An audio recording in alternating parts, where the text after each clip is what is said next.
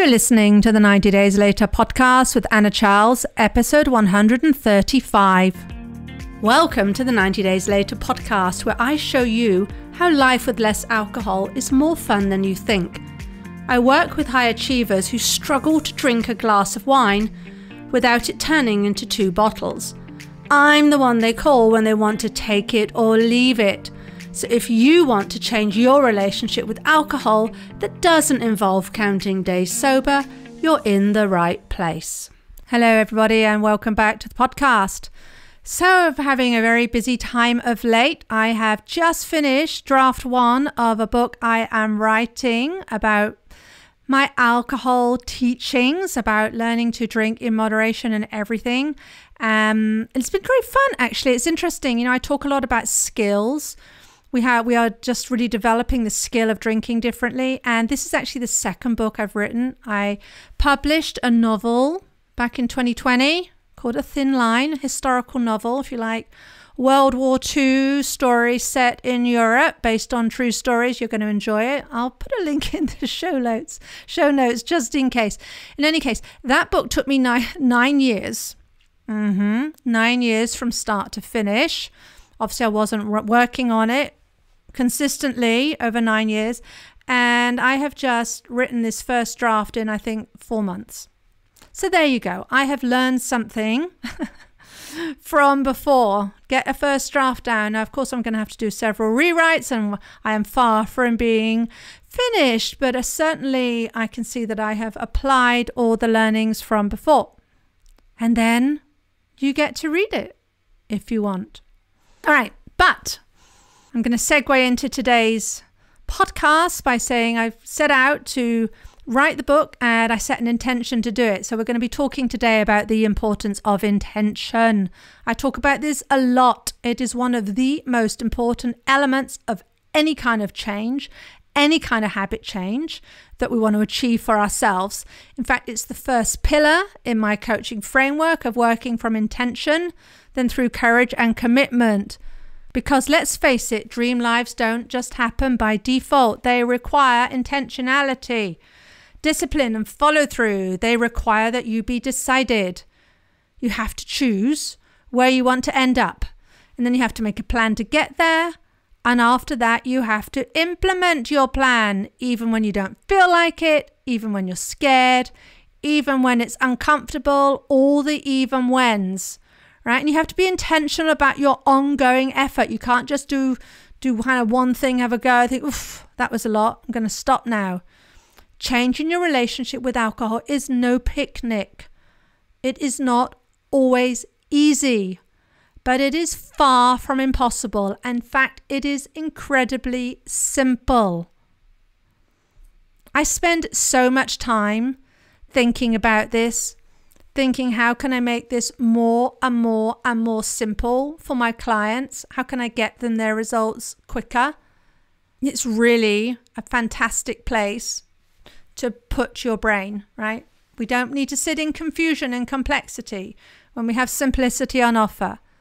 One of the reasons why I just love the concept of intention and I love the whole thing about planning is it serves us through good times and bad. Right? Because there are going to be times when your plans will not go perfectly. You're going to go overboard. You're just going to have a few drinks, maybe a lot of drinks, maybe for a couple of days. You're going to find yourself back in the same old should I, shouldn't I have a drink drama. Maybe things have been going well for a good while and all of a sudden you've got a feeling like it's not going as well as it was. What on earth has happened? Right? Now listen, this happens. This is no problem unless you make it a problem. This happens with every little thing in our lives. Part of being intentional, in fact, is to expect this kind of thing and to not let it derail you, right? To expect your old excuses, to expect to not want to feel like it, to expect that you might think you're being triggered by other people, right? Expect all of that stuff and just not derail it. Let it derail you. If I could wave a magic wand, it would be to get rid actually of the idea of day one again, because that is code for you wanting to do this perfectly, and it's going to have you spinning and stopping you moving forward every single time. Now, I want you to hear me on this. The number of posts I read where people say they were accidentally served beer instead of alcohol-free beer, or there was some other drink mix-up and they had a couple of sips of alcohol before they noticed, and does that count? And they think there was alcohol in the pudding and the dessert. Does that count?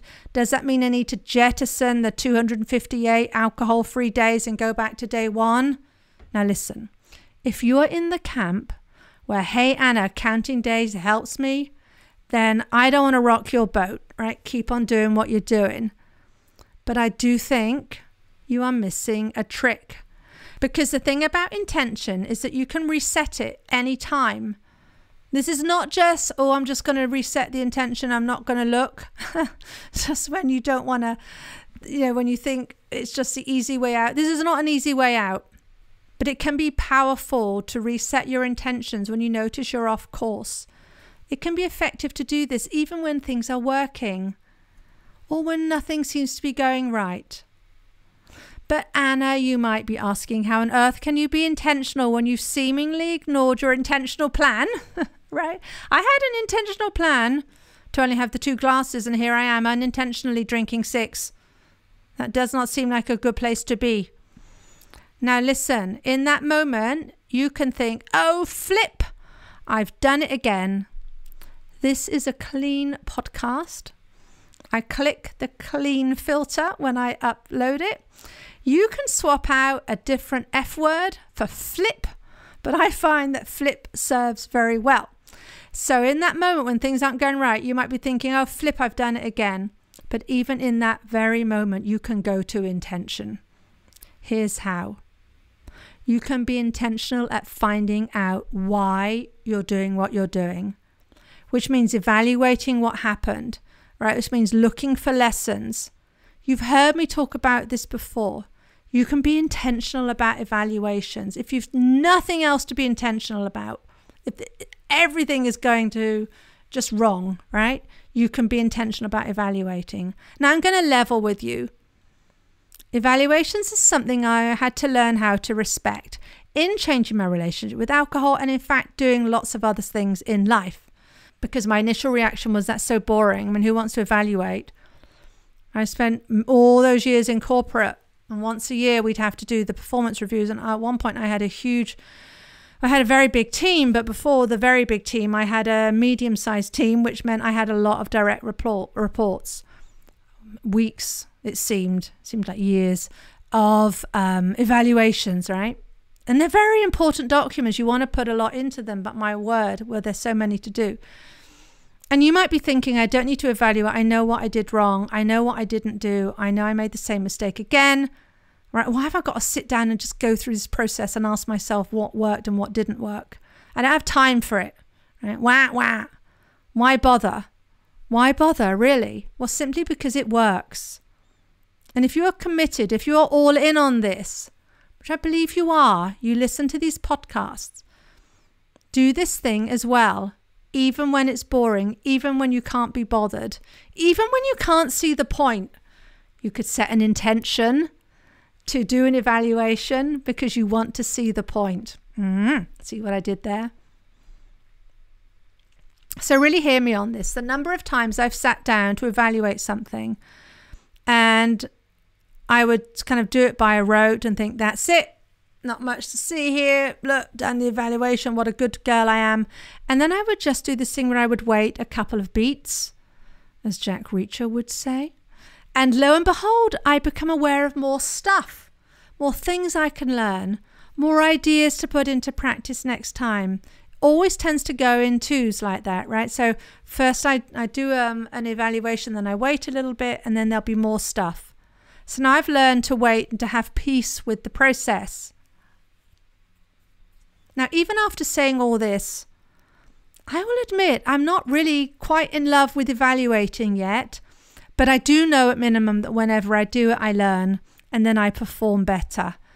I see that, right? I physically see that happening in my business, yet I'm still not that much of a fan, but that's okay. I can still do it anyway and not really enjoy it. If you enjoy it, so much the better, but you can still do it and not enjoy it.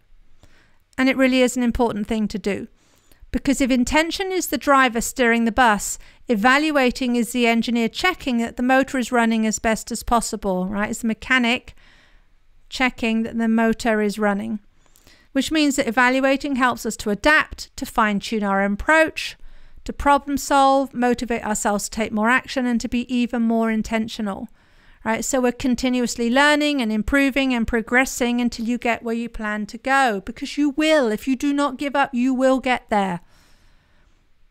Whenever you feel stuck, evaluating is going to be your passport out of I don't know land. Here's a pro tip. One of the things I find is it can be hard actually to remember to evaluate. Maybe you can't do it immediately, but you really have good intentions, you're going to do it.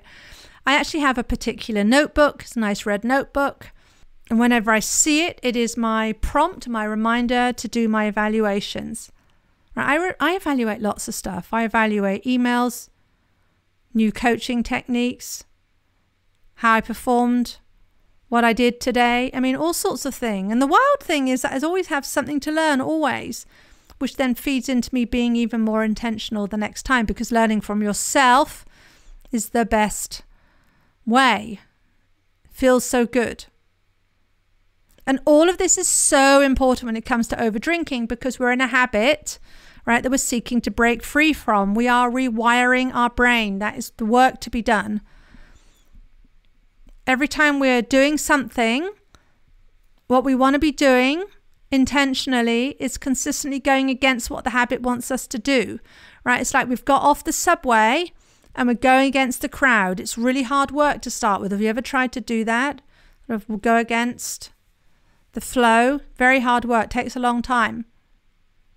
Especially because the thing that we're doing, right, the drinking and all the thoughts we have about drinking, is something that our brains really want to keep us going. It is very wedded to the habit of drinking because it makes us feel so good. A huge part of what anchors our habit is the reward. So if you're one of those people who say you like to reward yourself with a drink, that's why, right? There's a huge dopamine hit we get from the intense sensation. I want you to remember we are pleasure-seeking creatures. We want that. And what that means is when it comes to changing a relationship with alcohol, especially, your dream life requires you to forego instant gratification and to act with intention. It requires you being willing to forego that glass of wine or those 2 glasses of wine when you've had a rubbish day, when you're fed up, when you're tired, when you wonder what on earth possessed you to even do this. You know that already. We're swapping instant gratification for discomfort in the moment, which is a tough sell. But so is staying stuck. So is doing the same thing you did last year, last month, last week that don't cut it. The same old things you've been trying to do to change things haven't worked. And get this, the first step to doing something different is simply setting the intention to try something different. One of my favorite ways of thinking about myself and intention, and I'm offering this, is it something you may want to adopt, is a view that I always figure it out. Works every time and always. I don't always know all the answers, but I'm willing to figure it out. And that is something you can start right now. So in summary, intention is more than about setting a goal. It's more about deciding in advance what you want, right? It's about assessing and evaluating, asking yourself questions to decide what you want to do, even when things go wrong, or even especially when things go wrong. Intention is an energy. It's the energy of being willing to figure it out, because it doesn't matter one jot that our dream doesn't happen by default, because you have you. Start thinking and feeling on purpose. You will start acting with intention, and then you will watch the results pile up. Results that you want, results that you are working to, and you will then learn that you can decide what you want ahead of time and be sure you will get what you want. If you want more of this in your life, then let's talk. I have become a past master at this.